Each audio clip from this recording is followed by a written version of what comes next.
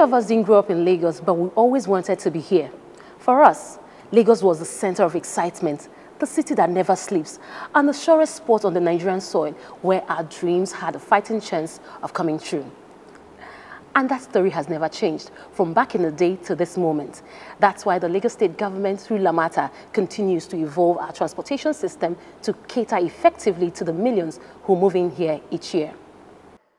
So far, our success rate is high because the government headhunted the best minds in transportation to formulate and execute its great vision for transportation in the city, and none better equipped than the Honorable Commissioner for Transportation, Dr. Dayo, Mobereola, and he has invited us over to share the Lagos State's plan and vision for transportation in 2016. Craig is not here today, but trust me, the show is going to be as great. And that will be after the news highlights. I am Kate Harmony. Enjoy the show and welcome to Lamata Half Hour.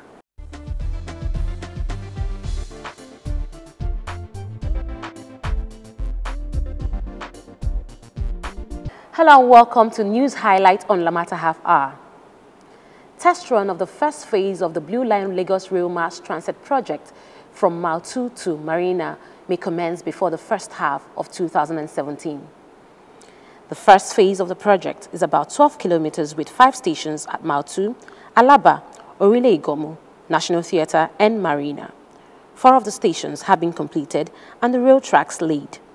Coaches for the rail project are expected in Lagos as soon as finishing touches are being put to them at the manufacturer's plant overseas. The Blue Line Rail project is a 27-kilometer railroad from Okokomaiko to Marina.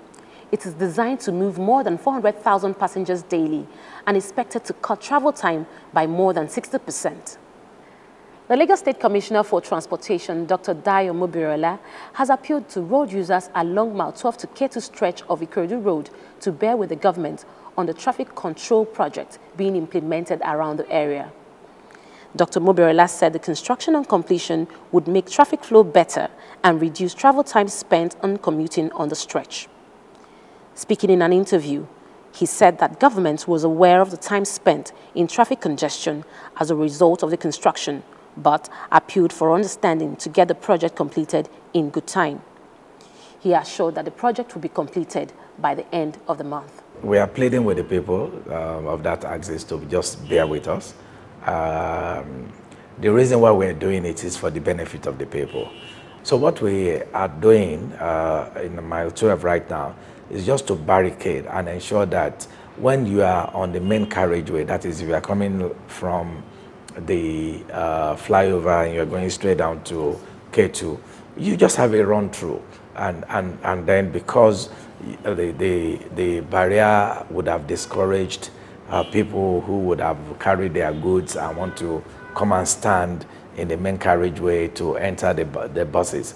And then it will just be a peaceful drive, a smooth drive. And we are sure that by the end of this month of February, the job will be done and dusted and completed and people would enjoy. Meanwhile, a new bus garage is to be constructed at K2 to provide more stowing capacity for Bus Rapid Transit BRT buses.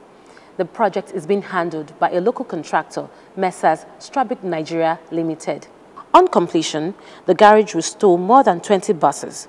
It is expected that the garage will aid bus deployment and drastically reduce average waiting time for buses at BRT stations. Engineer Adeyemi Adeniji is the project manager and now speaks on the facilities to be provided at the depot. In terms of facility in the existing BRT depot, is going to be improved, it's going to be enhanced. The warehouse is going to be enhanced, the workshop is going to be enhanced, the structure in there is going to be enhanced, and I mean particularly the asphalt pavement in there is going to be changed to concrete pavement like we have at Mobereola. Now also, I mean to enhance or to cater for the number of buses deployed for BRT service from Ikorodu to TBS, this place is being identified as a place to be developed and a new depot which can accommodate at least 50 BRT buses to ensure that, I mean, buses are deployed as expected for operation. And that ends the news highlight.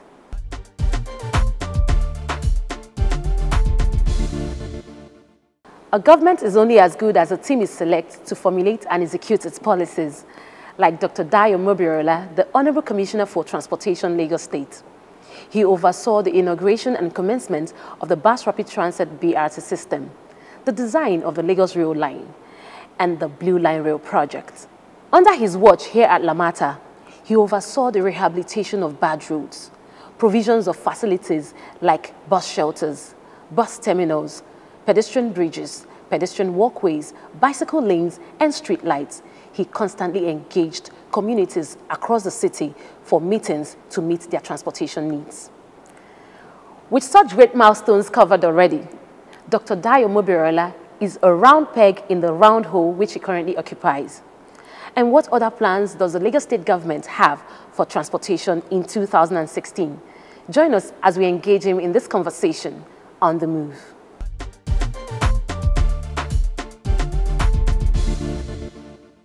You're welcome back to the program. Transportation in Lagos State is becoming better by the day. Our traffic management has gone up a notch.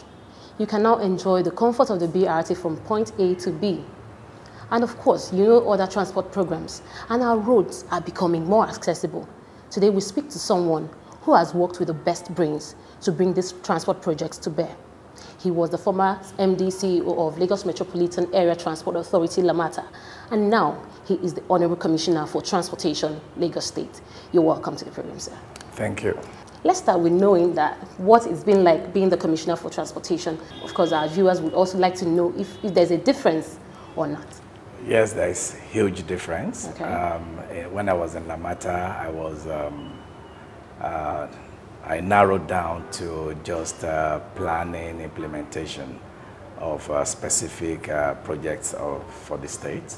Now I'm having to deal with the whole state in total, and also to implement the policy of the state and carry out the various activities and supervise all the ministries that are, and parastatals actually, that are involved in transportation in the state. So it's a huge responsibility, much bigger than what I was used to when I was in Lamata. Okay, so since it's different and it's bigger, have you encountered challenges? Well, I think I would say that the first challenge, well, like you rightly started, the notion is to develop accessibility, mobility for transportation in Lagos State. And the first challenge I had was to deal with the issue of the Apapa Port congestion, the traffic congestion in Apapa Port. And I would like to say that we have addressed that reasonably, and now we are beginning to deal with other issues, more like the issue of the mile 12, where we are beginning to segregate mobility away from people trading and so many things, and also beautifying Lagos as well, road markings, curb paintings to make Lagos look beautiful. So how's that coming up? Very well, very good. A classic example was that during the marathon, everybody in Lagos, all the visitors that came to Lagos, actually appreciated the beauty of the state, and seeing the roads being neat, clean, and demarcated and marked, and it just showed that we are moving well. Okay, we are now in 2016. I would like to know your program for transportation in 2016, taking into consideration the different sectors in transportation. The intention of 2016 is to bring together all modes of transportation, majorly water transport. As you know very well, that Lagos is actually surrounded by water. 25% of Lagos is actually water, and it's been totally underutilized over the period of time. So we want to develop water transportation, but developing water transportation cannot be done on its own. Moving from A to B and moving from the one ferry terminal to the other or jetty to the other means that a lot of people have to get to the jetty, and when they get to the other side, they need to get to their final destination. So there needs to be that synergy, there needs to be that collaboration with various modes of transportation. And we are also beginning to also faction into it the modality of ensuring that water transport is linked to rail and rail linked to buses and everything working together so that people would have choices, meaning you can wake up in the morning and decide whether you want to get to your place of work either by bus or by rail or by water transport. But we are focusing majorly on water transport now. We actually want to develop water transport. It's a potential that is being underutilized, potential that is not used at all in Lagos, unlike other countries in the world, other states that is surrounded by water. So we have that, but we are not ignoring other modes of transport at all. We are also continuing to develop the bus system in Lagos. As you know, we just in November commissioned the BRT to Ikorodu town. And then, of course, the continuation of the rail going to Marina is not is part of the thing that we are doing. So, but there has to be an handshake there of all the modes of transport coming together to make it work for the people, so that people would eventually leave or have choices to either use their private cars or use public transportation. But I can tell you that if a public transportation is efficient, reliable, people would rather not use their cars, but would rather travel with public transportation. At the moment, how do we resolve this issue of exorbitant pricing? We are working on it. The price at the moment is quite exorbitant. It's between 500 to 600 naira a trip. And how many people can actually afford that? That's quite a lot of money. And so what we are doing as a state is to make sure that we regulate the operators. And but how do we regulate the operators? We can regulate the operators by, first of all, telling them the type of vessels that we want them to use on the water transport, on the waters, and then we come up with a financial modality, that how much it will cost to operate, and then from there we will know the fares that they can charge, and then we can also link it with buses as well, so that the people, the passengers, may use one ticket. I.e., you buy a ticket and use it on the bus to get to Ipakodo, and then use the same ticket to take you to Ibutero or Siemet, to Lekki or wherever you are going. So we are working on it. What has happened so far is because the operators are not using the right type of boats. So the boats that they are using is quite expensive to run, expensive to maintain, and that is why they are charging that exorbitant rate. So we are working with them to get them to look at the more efficient boats, and by so doing, the operating costs will go down, and that will be transferred on to the passengers. A lot of Lagosians feel like they are stepchildren in Lagos State, particularly people that don't live along the Ikorodu to CMS axis. They feel like, okay, when are we going to have BRT in other parts of Lagos State? It's a question of patience. What a lot of people need to understand is transportation is about planning. And when I say planning, we need to understand where people are actually coming from, where they are going to, what time of the day they are traveling, and then we can use that to design and deliver for them the mode of transport that we think is most efficient for them to use. The BRT from mile 12 to Ikorodu took us 5 years to plan, and another 2.5 years to implement. And then extension to Ikorodu town also took about another 5 years to plan and implement as well. So it's just making sure that we got it right, and then we've done that and taking it to other parts of Lagos. We now have a transport master plan for the whole of Lagos, which includes 14 BRT routes. We have almost 700 bus route network that covers every nooks and corners of Lagos State. And then we have rail, we have water transport network, we have everything that will connect everywhere in Lagos. That for you to make use of public transport, all you need to do is walk out of your house, and within 5 minutes and 500 meters, you will see a public transport that would take you to where you are going. So we have the plan, and the implementation takes a bit of time. We are working on it, and not that it takes time alone, it takes a lot of investment. So getting the right investment, bringing in the private sector is a thing that takes a lot of time. So people should just bear with us and understand that we are moving in the right direction, and we will deliver to them a very good public transport in a very short while. You know, they say experience is the best teacher. We have the Ikorodu to CMS Bus Rapid Transit BRT project completed, and he has made yet another promise. All you need is patience. I hope you're enjoying the program. We'll be right back after the break.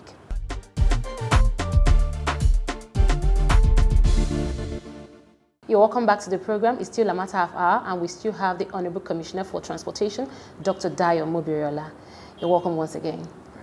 You earlier mentioned the Strategic Transport Master Plan, and want to know how far is the government going to implement, to ensure the proper implementation of this in transport sector? The Transport Master Plan for Lagos, may I say, is the first of its kind in Nigeria, in Africa, and is a project and a program that is for over 20 years. And we have started, like I said, out of it came the BRT to Ikorodu town from CMS. Out of it is also the construction of the Blue Line, and I'm sure you would have heard that the state is also looking seriously about the Red Line from Marina to Agbado, and then the water transport plan and all of that. So it's an ongoing project. It's an ongoing, the policy of the state is actually embedded within the Transport Master Plan because it's a moving object. Why did I say that? Moving object meaning that in 5 years' time, when we revisit it, you might say that the people have moved away from some areas and they are settled in another area. Then we need to provide transport for them in that area as well. So we'll continue to build on the Transport Master Plan as we have done so far. And then we are also looking at non-motorized transport, which is, I'm sure you will laugh at me if I talk of bicycles, going back to the... I'm a firm believer of healthy living, so I'm not going to laugh. Okay. Going back to the old age of riding bicycle to work, and like you rightly pointed out, it has a positive health implication. So it's all of this come together that makes the Strategic Master Plan a direction to which we have the roadmap to go. And to implement it, we've started and we'll continue with that as we go ahead. Okay, I'm going to mention a few projects. First, the rail line. The Blue Line is still under construction, and Lagosians are asking, when do we get the chance to have be in the first train in this Lagos state? The infrastructure we are putting in place is not just infrastructure of today. And the services we're trying to provide is not the services of today. It's a service that will last 100 years' time. And that is why it's taking a bit of time. And it's also important to make sure that we put the right infrastructure in place to stand the test of time. Now, your question precisely, when would people of Lagos start to enjoy it? Very soon, in the sense that we've actually procured the first set of train, a 4-coach train, which is a modern train. Again, I don't like to flog the fact that we are the first of its kind in Lagos and in Nigeria. This kind of a train is first of its kind that we are going to hopefully bring back to Lagos in a matter of months.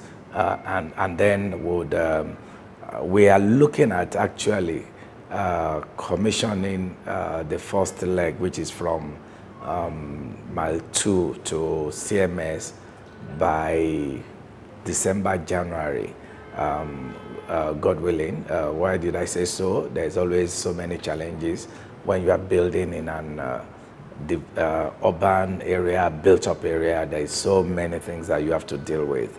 But so far we have been addressing some of these issues. So we hope that we'll be able to get it right and implement the first one. Okay, you were recently quoted to have said that the cable car project is on course. So how does this transport mode fit into the S10Ep, and when do we see it actualized? The cable car is, again, one of the ideas of Lagos State, but it's privately driven. Is the private sector that actually going to procure the necessary infrastructure and the cars and run it over time. What I know for sure is that it has taken a bit of time for them acquiring all the stations, the land space for the stations, and they have all of that has been signed and sealed. But I can tell you now for sure that they are negotiating with their funders to get the release of the fund for them to actually start construction of the cable car. So yes, I know we are in a hurry in this part of the world. We are. I'm 21 million people. I'm also in a hurry to implement all of these things. But the key behind all of these projects is sustainability. We want to provide something where the people would start to enjoy and enjoy for a very long time. And therefore, it is necessary that we plan it and plan it very well. We don't want a situation where people get used to it the first few months or 1 year, and then the whole thing fizzle out. We don't want that, and that's why we are taking our time to make sure we deliver a very good public transport system that would stand the test of time and would last as long as possible.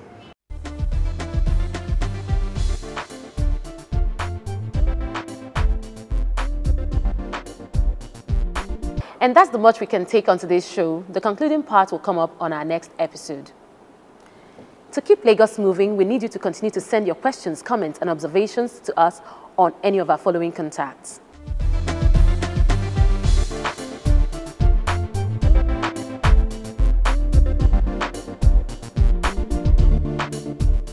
The lesson you should take from our special guest on today's show is that true success in life starts with having a clearly defined vision. Get the vision, write it down, study people who have succeeded on similar track, and go out there to make it work, regardless of the hurdles on your way. My name is Kate Harmony, Lamata, keeping Lagos moving. Lagos, my home. With Lamata, Lagos is changing for the best. BRT lanes, modern